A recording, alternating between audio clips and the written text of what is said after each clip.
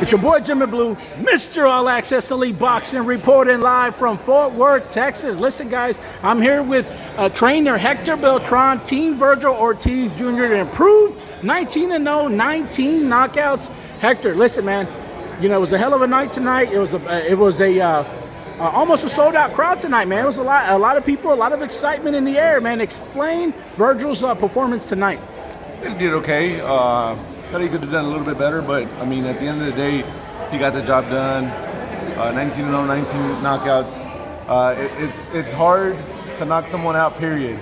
So for him to have his streak at 19-0, 19 knockouts, it's exciting. Well, listen, let me ask you this, Hector. You know, you've been knowing Vergil since he was an amateur, since he was a young boy. And, you know, I think at this stage in his career, it's all about, you know, seeing the different types of styles, seeing the different, you know, things that he's going to learn in the ring. What did you take away, and what do you feel that Vergil learned tonight from Michael Mckinson? I felt like after seeing him,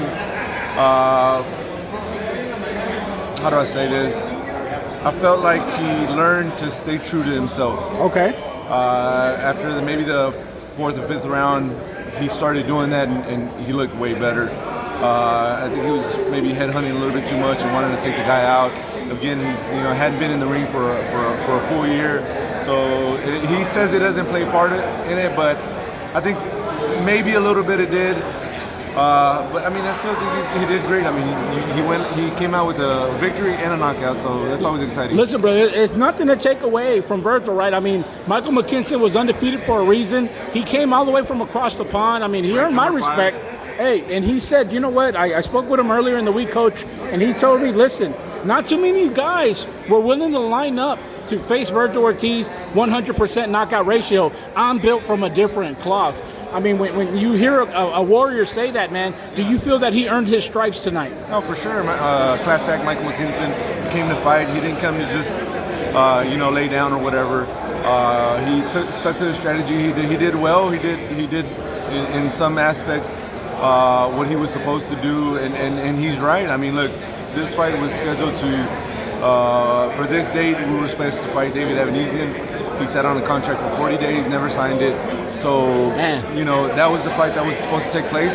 After that, we were supposed to fight, or we were trying to get the Keith Thurman fight for a title eliminator, and that also didn't happen. So, I mean, there's a lot of people who don't understand that we've been trying to get these big names to fight him, and it just hasn't happened. For whatever reason it is, you know, I'm not going to sit here and say that they don't want to fight him, but for whatever reason it hasn't happened. We're trying to get these fights, and now he has a title eliminator, and hopefully, you know, they step up and fight him.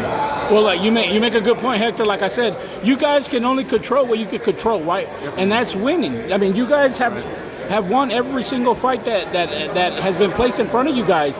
And at this point, you know, you guys becoming mandatories. You guys, you know, being in the #1 position. I mean, you got the top guys, Bud Crawford, Errol Spence, and, you know, Connor Ben, whoever else is there. Right. Realistically, I mean, I know you're the coach, but what do you want next for Vergil? Realistically, a title shot. I want him. I think he's ready. Whoever it may be, you know, Bud and Spencer look like they're trying to get a fight done, to get done. If they're not available, then whoever's next. And you know, anyone who has the title, that's what he wants. Well, listen, man, we appreciate your time, Coach Hector. Hey, you also had another fighter on the card, man. Yes, Figo Ramirez, he did great. His second fight, he fought a guy with almost 20 fights. I saw it. Yeah, the guy was 16, 13, and I forget how many draws, but the guy was crafty. He was a veteran, and I thought Figo did great. I mean, he used his jab, he used pressure, he also boxed, so it just showed what he can do. Well, listen, man, we look forward to seeing him, right, continue to rise, continue to improve, and he learned a lot going against a savvy veteran, man. Yeah, but look, definitely.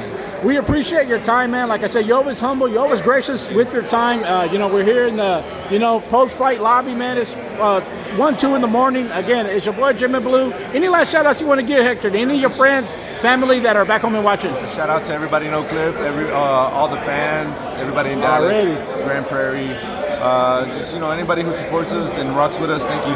There you go, man. It's your boy Jimmy Blue, Mr. All Access Elite Boxing, signing off with one of the best coaches in all of the state of Texas and in pro boxing, Coach Hector Beltran. Thank you.